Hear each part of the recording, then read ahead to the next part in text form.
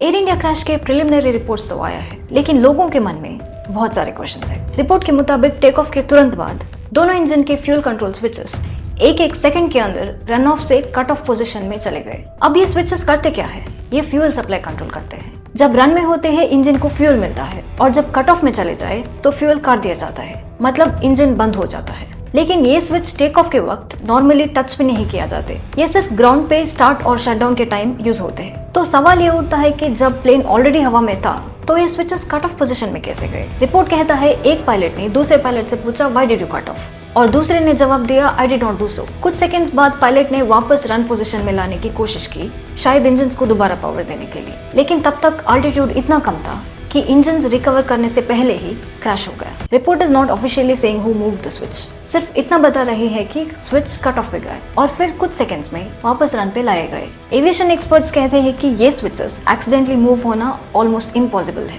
उन पे side brackets होते हैं और एक लॉक मैकेनिज्म भी होता है जिसे अनलॉक करने के लिए स्विच को ऊपर उठाना पड़ता है, फिर मैनुअली पोजीशन चेंज करनी पड़ती है।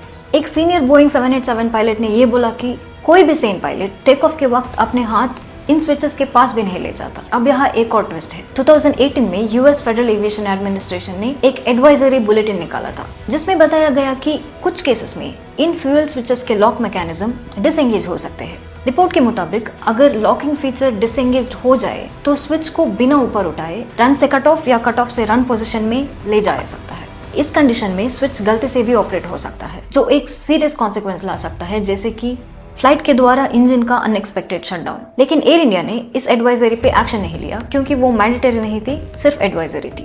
एक और चीज जो थोड़ी ऑफ बीट है वो ये है कि वेस्टर्न मीडिया ने बिना वक्त गवाए इस क्रैश को पायलट एरर कहकर डिक्लेयर कर दिया। Now just look at this weird thing. Wall street journal ने एक आर्टिकल पब्लिश किया था एयर इंडिया के क्रैश के इन्वेस्टिगेशन पर, which was dated 10th July 7:30 PM EST। ये इंडिया के टाइम में होता है 11 जुलाई 5 AM, लेकिन इंडिया में ऑफिशियल रिपोर्ट रिलीज हुई थी 12th जुलाई अराउंड 3 AM को। मतलब रिपोर्ट पब्लिश होने से पहले ही इन्वेस्टिगेशन अभी भी जारी है and final report would be published within a year of crash. तो क्या ये पायलट एरर है? हो सकता है, considering the fact that the switches can not be operated automatically. Could there be any other possibilities? Might be. ये final report के बाद ही पता चलेगा।